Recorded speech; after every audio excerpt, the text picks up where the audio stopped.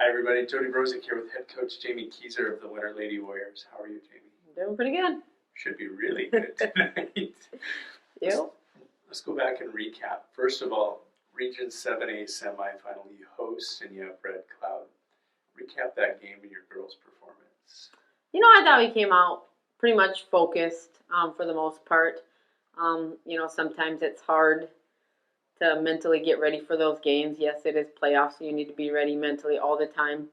But, when you see a team's schedule and kind of watch film on them and know that, you can go out there and show up and beat them. We had talked about that. We can't stoop to their level, play to their ability. We have to play to our ability, take care of what we take care of on our side of the net, and the rest will kind of come. But I thought for the most part we came out focused, especially that first set.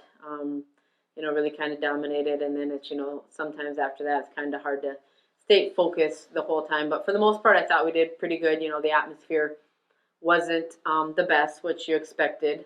It is kind of fun though to play, and have watched other people in front of you instead of be the only ones at the gym. So it was kind of fun to watch Little Wound and Pine Ridge, and then after that, come on. So for the most part, I was really pleased with our performance and the way we came out and just kind of took care of business. Talk to people about after the game, trying to figure out the bracket. Who are you going to play? Where are you going to play? I got to see some of this. Tell everybody how that night went. Yeah, of course, that's always what everybody's trying to see, if there's any upsets, what's going on, who you're going to play, what the PowerPoints are all sitting like and whatnot. So there was a group of us sitting around in the armory afterwards just trying to get it all figured out. We were waiting for one match that was going to kind of see, I wouldn't say really, it was just going to see who we were going to play. It didn't really determine who we were going to play. And we knew there were going to be some upsets. There was, Madison Wagner could have went either way. That one, you never knew. That was what we watched, went into 5. Two very good teams. It stinks one of them, had to lose just because their region is so good. But that's the way it is. And then then Wagner gets beat. Madison, who has lower power points, then it moves everybody up, shifts everybody around. Elk Point Jefferson and Beersford, that was another one, that switched everybody around. So you sit there and wait, and it's just a waiting game, and you're kind of trying to pencil out who you're going to think. And, you can pencil it out all year long, or even, like you said, right before playoffs, and it doesn't pencil out to what anybody's going to think it's going to pencil out to. We were kind of, we thought Hamlin maybe, but, I really maybe thought it would probably be Beersford, and, and it wasn't. So you sit around, and like you said, it's just kind of a waiting game, and wait till everybody's done, see the scores, and then go from there, and it ended up being Hamlin. So let's talk about the Sodak 16. Last night in Parkston, you played Hamlin. What was the scouting report going in, and did your girls meet your expectations? They won, so yes. But we had watched a lot of game film on. We kind of knew exactly what they were going to do. They had changed things kind of all year long, moved different girls to different positions. I think she was trying to figure out, who was best in what position and whatnot exactly. I'm not sure, but I'd watched film from the beginning of the year till their region matchup too with Flandreau. So I'd kind of watched out throughout the whole year, and they did change. Their lib changed, some other positions changed. So, but what they did at regions against Flandreau is pretty much what they did against us. And the scouting report, that we watched and the girls watched and whatever was, pretty much to a T. We knew what they were going to do. I'm sure the same thing. I'm sure they watched film on us and knew exactly what we were going to do too. But I just told the girls, we can't really determine exactly what they're going to do on their side of the net all the time. We just got to make sure that we attack the ball. And I knew that if we attacked the ball, they were going to have a really hard time stopping us.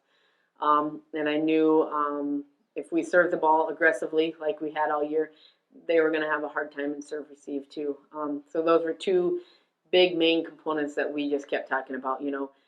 That's what we can control. We can control us trying to stay in system the best we can, but we work a lot of drills on out of system that we still need to get a hit when we're out of system.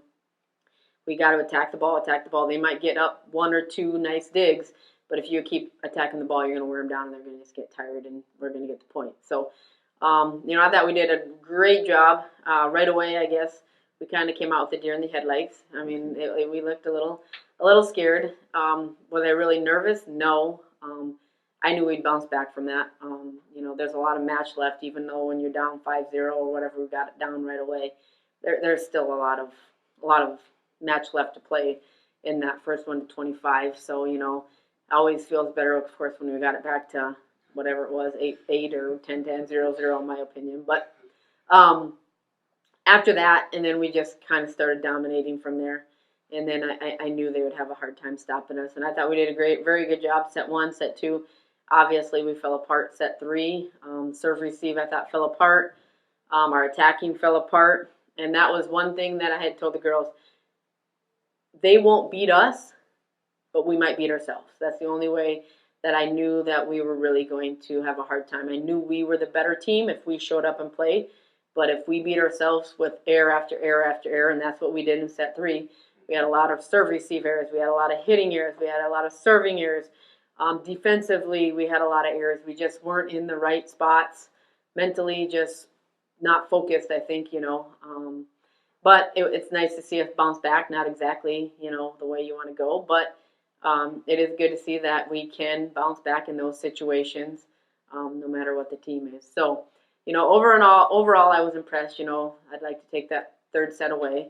And, we kind of talked about that, against good teams, that might happen and they're going to capitalize, but we just got to make sure we finish out the match and don't let that happen. And we cannot beat ourselves. So watching the night play out, a couple upsets in the SODAC 16, some maybe expected, maybe some unexpected for some people, but you end up to number 4 seed. Talk about your first round opponent at the state Class 8 volleyball tournament. We knew there would probably be some upsets, I guess, if you call them upsets, I guess a lower seed beating a higher seed. But we had it pretty much determined. Most likely we're either going to play McCook or we're going to play Sioux Falls Christian. And, of course, it ended up being Sioux Falls Christian, which, a lot of people might say that's not our best draw, not exactly where you want to be. But like I told the girls, if you want to be the best, you got to beat the best. So we might as well start off with Sioux Falls Christian. Biggest thing I think a lot of people with Sioux Falls think about when they think of Sioux Falls Christian, they're just scared of the name. They are a very dominant program. They have won years past over and over and over. They make it to the state every year. But that doesn't mean they're unbeatable. We have just as good a team. We haven't played each other, but we were just in with Dakota Valley. Dakota Valley beat them earlier this year. Yes, they turned around and beat Dakota Valley, but they were right there. We had chances against Dakota Valley. We played very well against Dakota Valley. So if we show up and play, any team's beatable on any given night. We just got to negatively not think of, anybody, what people are saying, because I'm sure we're most likely people are going to think we're the underdogs throughout the state. It doesn't matter, probably here in winter too. But, and I told the girls, I don't care what they say, you got to go out believing you can beat them. You got to go out believing that you're a better team and show them that that they can be beat. They're not the team they were last year. They lost some. So we just have to make sure that we're, and I told them, might as well start with them. Just go from them and keep going on the way through the tournament. But, don't be satisfied because, we made it. We want to go show that we are a good team and we deserve to be there and hopefully playing, in that night session. Back-to-back state tournament appearances, first time in winter volleyball history. How does that make you and the girls feel? That's good. We talked about it today. The curse has ended because it's been a 5-year curse. We went in 08, we went in 13, we went in 18.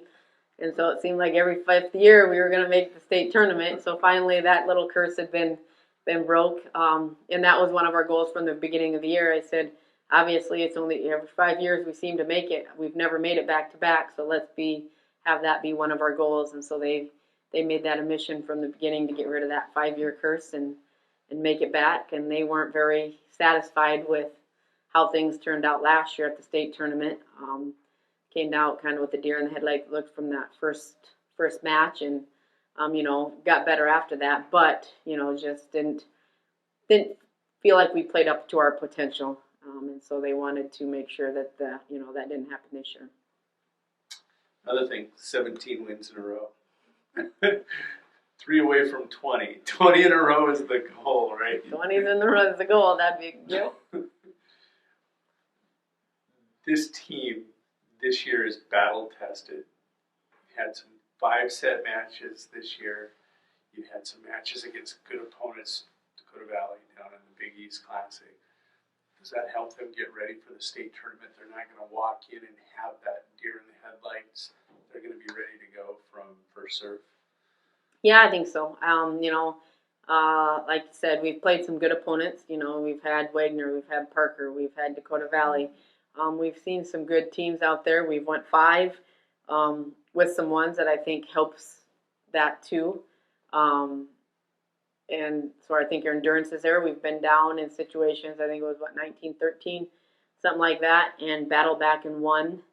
So this team never gives up, and that's one thing that is really good about them. And they've been kind of thrown in all different situations, and they seem to battle out of it no matter what. We can go and lose a set and turn around again and just kind of dominate. So I think that'll be to our advantage. It's always to your advantage when you're playing tougher teams. We've played Miller twice. We played Burke. We've had a really good schedule. Yeah, all of your losses are to state tournament teams. Yeah. Like you said, we've really kind of beefed up our schedule in the last couple of years to help us with that. It's always good when you play that as good opponents. You never want to lose, but you can always learn from losing, and it's better to lose from a good team and battle with them, than go out and dominate and get really nothing out of a team and win. So I think that'll help us a lot with our schedule and going 5 sets and enduring that and winning in those 5, and just the little things kind of like that. They say a team takes on the personality of its coach. Is that true? Maybe, yeah, probably. Good luck next weekend. Thank you.